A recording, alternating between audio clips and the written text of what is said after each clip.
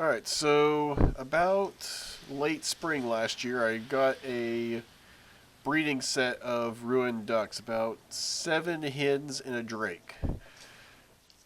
These ducks are, in essence, fat mallards. They look like mallard ducks, but they're a lot stockier, and in the case of my flock, the closest they've ever come to flying is basically just fluttering down from elevated positions. So they are dual purpose birds. They can be used for meat production and egg production. It's the latter, the egg production, that I'm primarily employing them for right now, and they have been quite successful. In fact, they have been an unqualified success. So much so that I am about to drown in eggs, so I need to find something to do with them. Thus, I'm embarking on incubating duck eggs. So, if hatching goes well, my duckling should come out looking something like this, or perhaps more like this, preferably.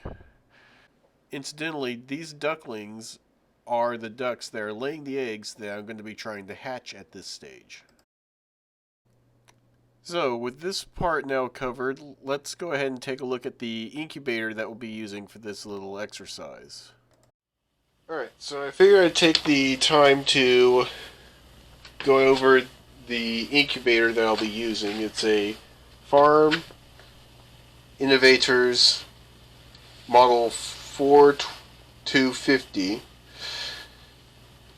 The control system is the black panel up front. Right now, it's at 99.5 degrees, and the heater element's kicked on, which is what the red light means. The panel up above it is basically the heater outlet. There are actually two cords.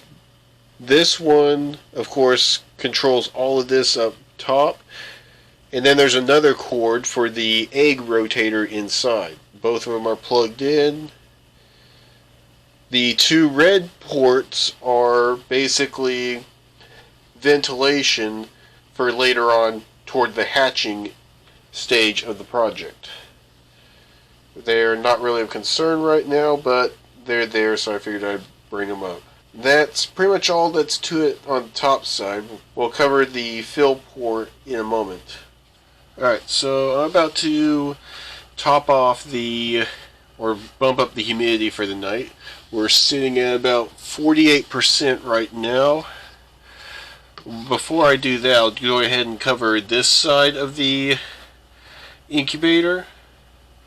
Basically, you have notice to read the instruction manual right here. This is the seam that it opens at. It's basically a clamshell, and this is filling hole number 1. This is your primary filling hole. That's where you put the water in for the humidity. So for this process, of course, remove the cap.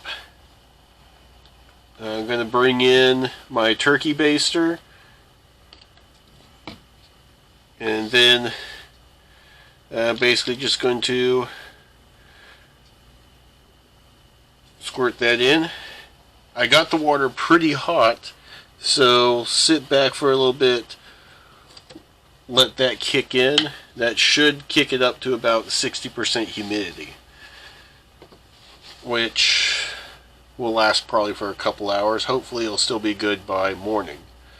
So this is the back side. Right here you have fill hole number 2. So when you reach the hatching stage, what you're supposed to do is you're supposed to start putting water in here. You're supposed to use that to bump the humidity up between 63, 65, and 75%. That's the only time you really ever use that particular hole. So let's go ahead and get started. Of course, I've got a pin, because I'll be marking the dates. The humidity is a little bit lower than I'd like, at 49%, so I'll be bumping it up using some warm water and a turkey baster. eggs are going to be a little bit dirty because the nest box is a little bit dirty. I looked it up online, and what I got was basically, unless it's absolutely necessary, you don't want to wash the eggs, because the coating on the eggs actually helps protect them from bacterial infection and drying out, so something of that nature. So we're going to go ahead. I'm going to start by adding the warm water to boost the humidity.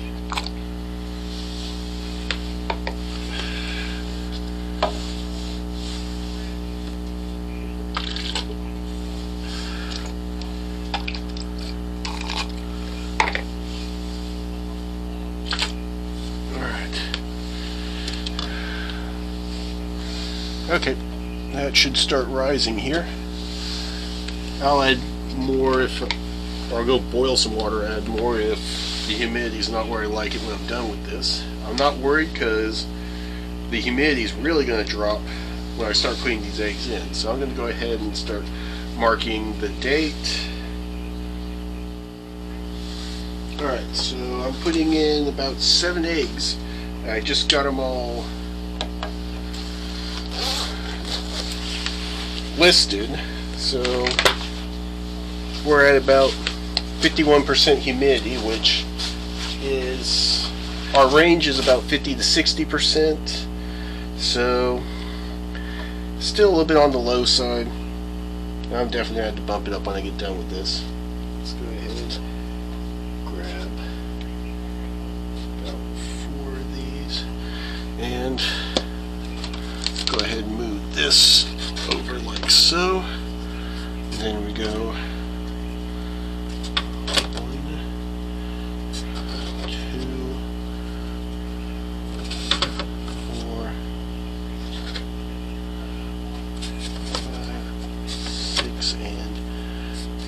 7. Yeah, I was trying to be quick about that, but so that dropped my humidity and temperature down. Those will recover soon enough. Alright, I'm going to go ahead, boil some water, and wait for the temperature and humidity to rise again. Alright, so I'm back. I'm going to try to show you the port for the humidity. So this is fill hole number 1. This particular incubator has 2 fill holes. It has fill hole number 2 on the back, and fill hole number 2 is used when you get to the stage where you're ready to hatch. You're supposed to put water in both of them and try to get the humidity to the high 60s and low 70s, somewhere about 75% humidity max, to help with hatching. I just added some hot water. We're at 38% now, rising, so we're going to let that carry on. We're going to watch to see how that goes. 39. And I'm just going to basically let it take effect, let it climb, see where it pauses, and try again.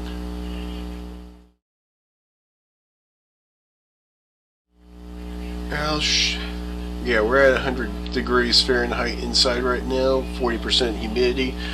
I'll check back in a little bit and let you know where it's gone from there. Alright, so it's finally where I want it at. I've got it at 50% humidity. It's 100 degrees inside, day 00. And the egg turner is going the way it should, so that's pretty much a wrap on this end. Well, see you next time when we actually check on the eggs and see how they're doing.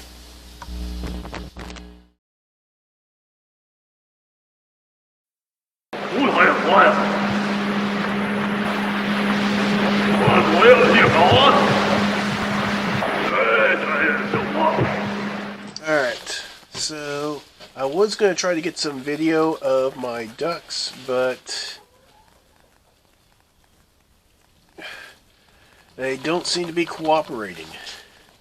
They got into the brush, so I can kind of see them. You might be able to, but wait, let's see if I can get some zoom. Oh, there they are. There we are.